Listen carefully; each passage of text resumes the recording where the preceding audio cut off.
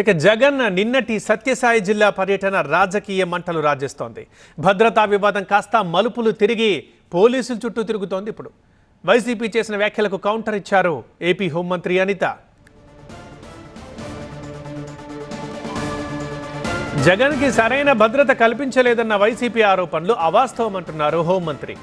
Jagan MLA మాత్రమే, ఆయనకి ప్రతిపక్ష హోదా లేదు. రామగిరి పర్యటనలో 1100 మంది పోలీసులతో భద్రత కల్పించాం. రామగిరి సమస్యాత్మక ప్రాంతం కావడంతో భారీ భద్రతనిచ్చాం. అవాంఛనీయ ఘటనలు జరగకుండా చర్యలు తీసుకున్నామని అంటున్నారు అనిత. ఒక జగన్మోహన్ రెడ్డి అన్న వ్యక్తి ఒక పులివెందలకి మాత్రమే ఒక ఎమ్మెల్యే. అతనికి ప్రతిపక్ష హోదా లేదు. అయినప్పటికీ అతను ఒక ఎక్స్ సీఎం అన్న ఒకే ఒక కారణంతో ఆయన టూర్ ప్రోగ్రాం గురించి మాట్లాడినప్పుడు మేము చాలా క్లియర్గా 1100 మంది, అప్రాక్సిమేట్లీ 1100 మంది పోలీస్ బలగాల్ని డిఎస్పీ స్థాయి నుంచి రోప్ పార్టీస్ వరకు, అంటే ఏపీఎస్పీ బెటాలియన్స్ వరకు దగ్గర 1100 మంది పోలీసులను పెట్టాం. కానీ అతను వెళ్తున్న ప్రాంతం చాలా సెన్సిటివ్ ప్రాంతం.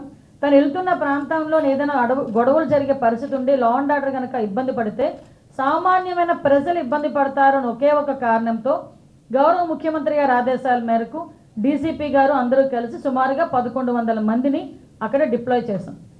వాళ్ళు డిప్లాయ్ చేయటమే కాదు, ప్రతి ఒక్కరికి కూడా వాళ్ళకి అక్కడ బాడీ ఆన్ కెమెరాస్ కానీ, రోప్ పార్టీస్ కానీ, మళ్ళీ పబ్లిక్ అడ్రస్ సిస్టమ్స్ కానీ, డ్రోన్స్ కానీ, ఏరియల్ సర్వేలెన్సెస్ గురించి డ్రోన్స్ కానీ, ఫైర్ టెండర్స్ కానీ, అంబులెన్సెస్ కానీ, గ్యాస్ గన్స్ కానీ ఇవన్నీ కూడా పెట్టుకున్నాం.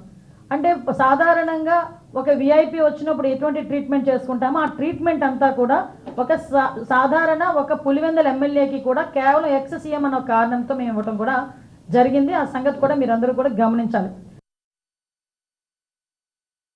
జగన్మోహన్ రెడ్డి ఏదో రకంగా శవ రాజకీయాలు చేసైనా ఫ్యాక్షన్ రాజకీయాన్ని మళ్ళా తెరలేపాలి అనే ఉద్దేశంతో నిన్న అతను చేసిన ఒక డ్రామాను చూస్తూ ఉంటే ప్రజలు కూడా ఇలాంటి వాడినే ఇంతకు ముందు 151 సీట్లు ఇచ్చి మనం సీఎం చేశామని సిగ్గుపడే పరిస్థితి కనిపిస్తూ ఉంది.